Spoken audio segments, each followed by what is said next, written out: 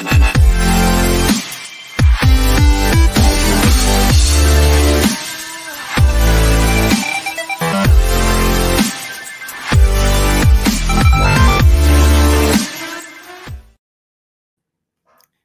buddy. Around the ACC, ladies and gentlemen, we know things are topsy-turvy. You know what I mean? Florida State, the normal power, is totally on the opposite side. This year we got Stanford, we got Cal, we got SMU in here making some noise. And Clemson, after losing again in the first week to Georgia, has not looked back. It has been steamrolling teams left and right. We're going to go right there first. Number 10 ranked Clemson just mollywops Wake Forest 49-14. At the beginning of this year, Alex, obviously they lose that game to Georgia after keeping it close at halftime. And then after that game, everybody's saying, you know, is Dabo on the hot seat? Is he's not changing his things? Is the game passing him by and everything? And he literally just said, hold my beer. And he's been Cade Klubnik, and that team has been running through the competition, man. What do you think about this game and going forward? Yeah, I think Clemson's a legit team. I think Garrett Riley and Cade Klubnik have kind of figured out what works with this offense and what doesn't. If you remember back a couple of years ago, Garrett Riley was the offensive coordinator for that really good TCU offense with Max Duggan, Quentin Johnston, DeMarcado, all those guys. And it hasn't really transitioned yet over to Clemson. They're finally hitting their stride pretty much from week 2 on. You can say the competition. You can only play who's on your schedule. So, exactly. And they're doing what they should. They're dominating lesser opponents. Mm-hmm. So I think this is a legit team. I think they're a shoo-in for the ACC title game. I think it's down in Miami, theirs to lose. And then at that point, we'll see what happens. But I think realistically, you could have 2 ACC playoff teams because this offense is rolling, that defense is getting healthy again, and they're playing legit football on both sides. Oh, exactly. I mean, they're getting hotter and hotter and hotter as the season goes. A lot of people had their questions about Cade Klubnik and how he struggled in that first game against Georgia. But since then, this guy has been a monster. He's only thrown 2 interceptions this year with 17 TDs, over 1,500 passing yards. He is truly coming into his own. Phil Maffa in this game helped out with another 100 yards on the ground, but they had over 200 yards rushing. I mean, they dominated on the offense, they dominated on the defense, and I not to get too ahead of ourselves, but I'm right there with you. Unless Clemson slips up on their own, I think it's a clear path for them going right to the ACC Championship. Now they have UVA at 4-2, they got Louisville at 4-2. Tech is no slouch, and undefeated Pittsburgh. So they have what would be considered the ACC a gauntlet. Maybe not in some other conferences, but definitely with that. So you're going to have to keep your head on straight with these games. But with how they've been playing over these last couple weeks, they definitely have to be the favorite going down the line in the ACC. Yeah, without a doubt. I mean, that really 4-game stretch, Virginia, Louisville, at Virginia Tech, and then at Pitt. That's tough. Mm-hmm. And it doesn't matter who you are. That's a pretty tough run there. But I really expect Clemson to handle their business. Don't know if they'll dominate all 4 games the way they have the majority of the year here, but they're probably walking into the ACC title game as like a top 8 team. Mm-hmm. Oh, absolutely, man. And more power to them. I'm eager to see how they play out. Now on the other side, Wake Forest now 2-4. And for them, it's just, are we going to be able to get to that 6-win threshold to get a bowl win? And I'm going to be honest with you, I don't know. I mean, now they got this game against UConn, and UConn's 4-2, and with the way they've been playing UConn's this year. Favored. Exactly. So the way they've been playing this year, that's not a gimme. And then you guys, Stanford, who has been playing with teams, Cal and that defense, and then Miami and Duke down the end.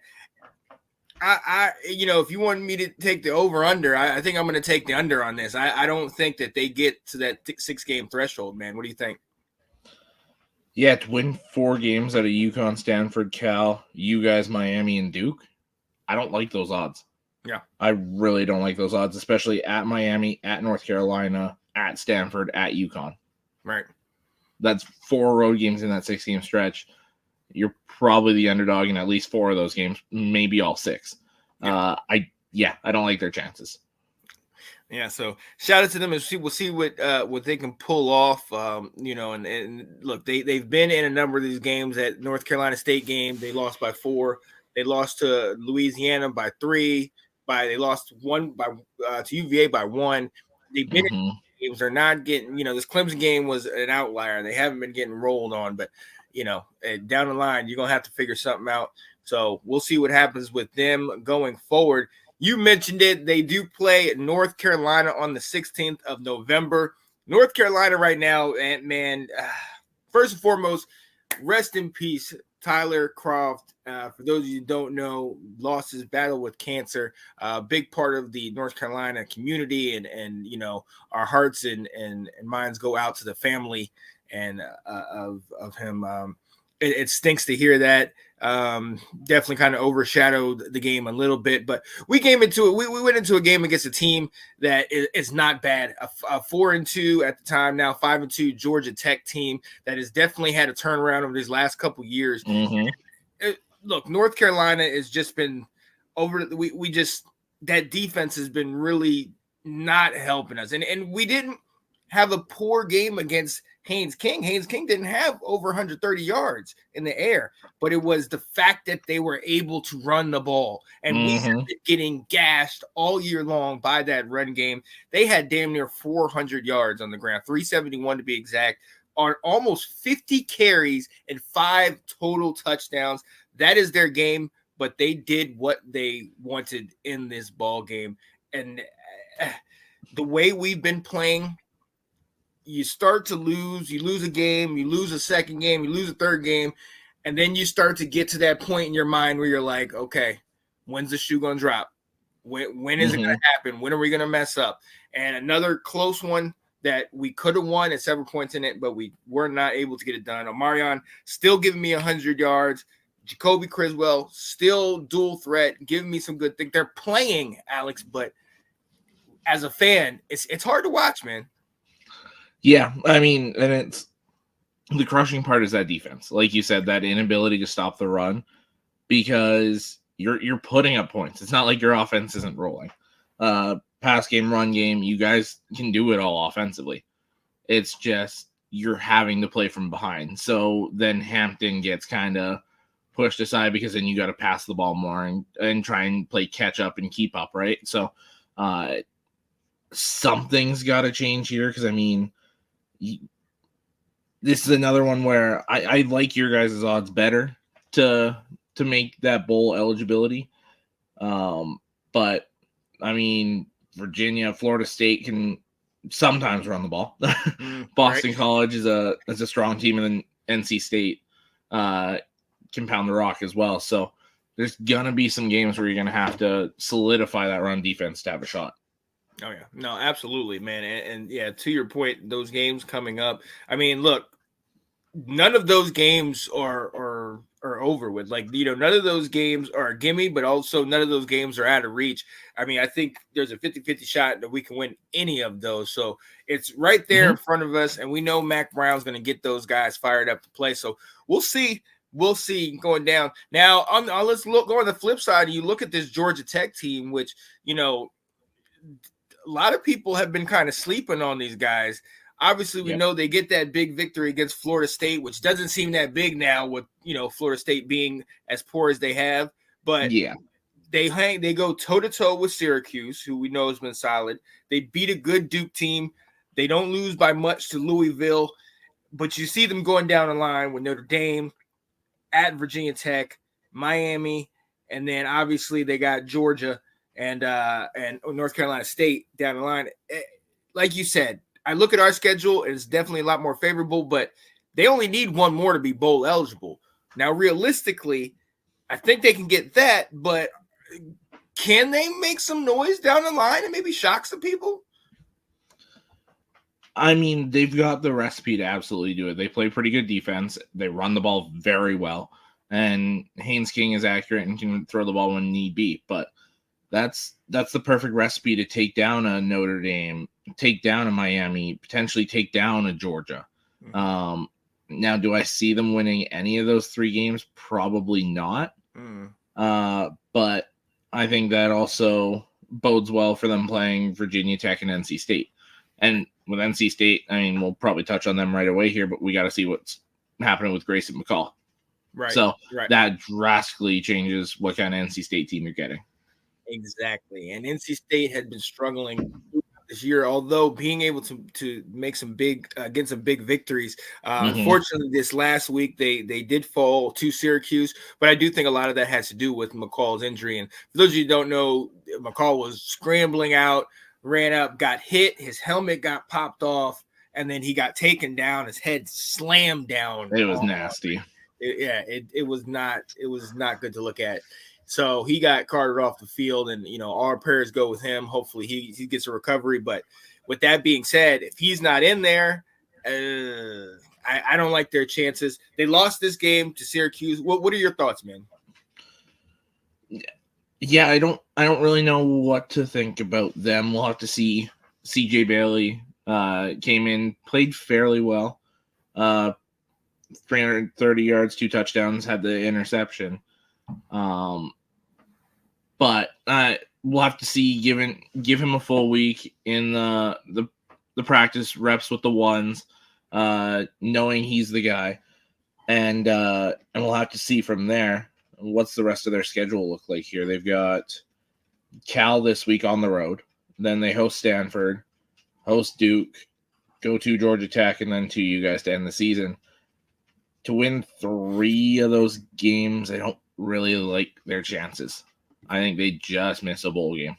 Yeah, and it's going to be interesting down the line. I mean, and again, to your point, it's going to be interesting to see how much this injury hurts them. We know Bailey came in, but is this a team that can bounce back and just keep moving with the next guy in there?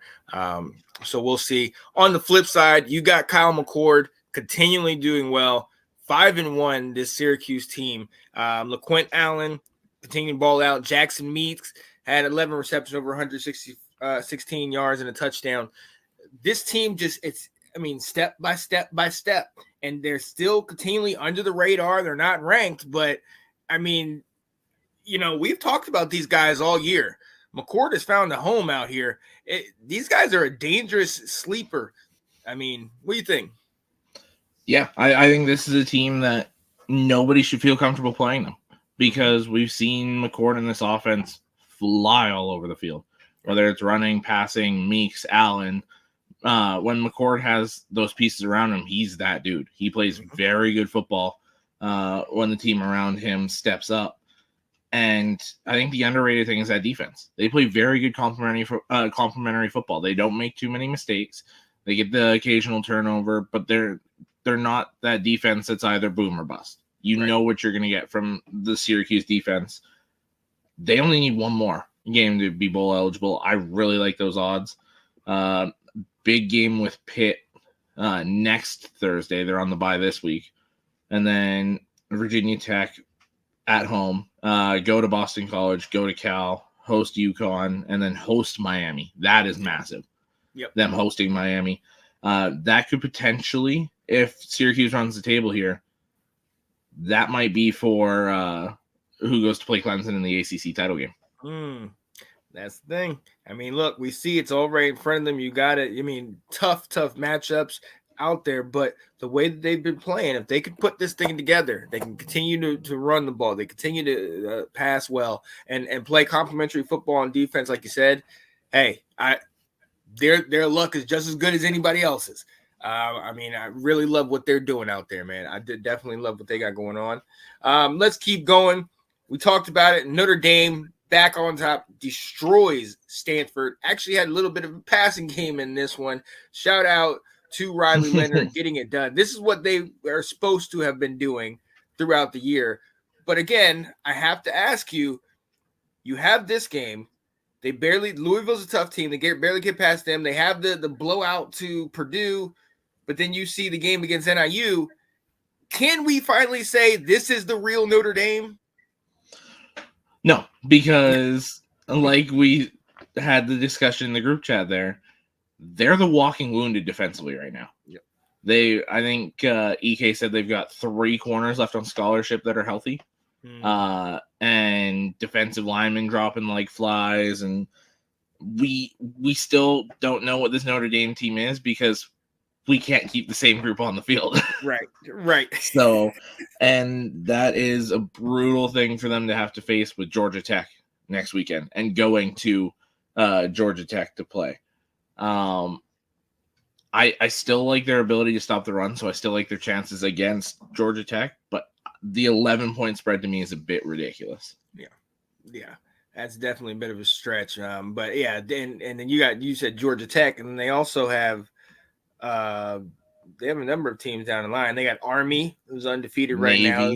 Navy, is undefeated right now. USC, Virginia, who's been playing. Yeah, so with everybody but Florida State, which I'm sorry, Ben, that we continue to have to say that, but everybody else is going to be a competition for these guys. And then on the flip side, you go to Stanford. Stanford 2-4, having a rough season. I think you're starting to see all of that travel that they've had to deal with. They came to Clemson a couple weeks back. They went home. Then they went to they played at Syracuse for a while, went home, and then they had to come over to Indiana and play Notre Dame. And then down the line, you go home, back to North Carolina, back home, and you get to stay on the West Coast for a little bit. The last 2 games with Callens, San Jose State, but it's still both road games. Right. So it's playing its part right now. We're starting to see that, along with not having necessarily the best talent, it's wearing on them. Yeah, and to me that's another one of those teams that do we really know who they are either? Right. Because I mean, you look at them 1 week, the passing game looks great, and they end up beating Syracuse, and they go toe-to-toe with TCU, who's good, not great.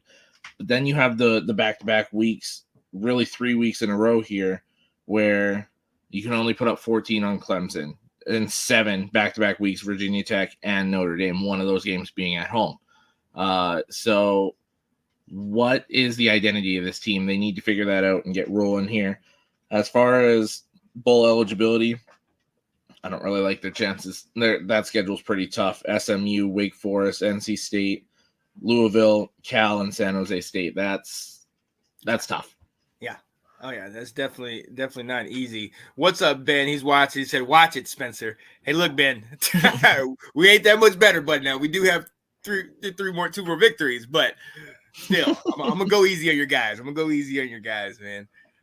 But yeah, no, it's definitely not easy going down the line. Let's go to another one. Louisville, UVA, another close game, another solid one. Louisville gets it 24-20. And then also I wanted to talk Pitt, Cal. Pitt still undefeated. They won 17-15, ranked 22nd.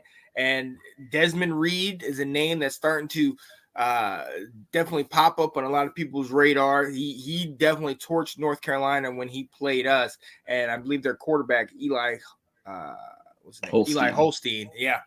He transferred from Alabama. So they're doing good. Pittsburgh, how much can you trust Pittsburgh right now? They are undefeated, but I mean, what is your thoughts about them?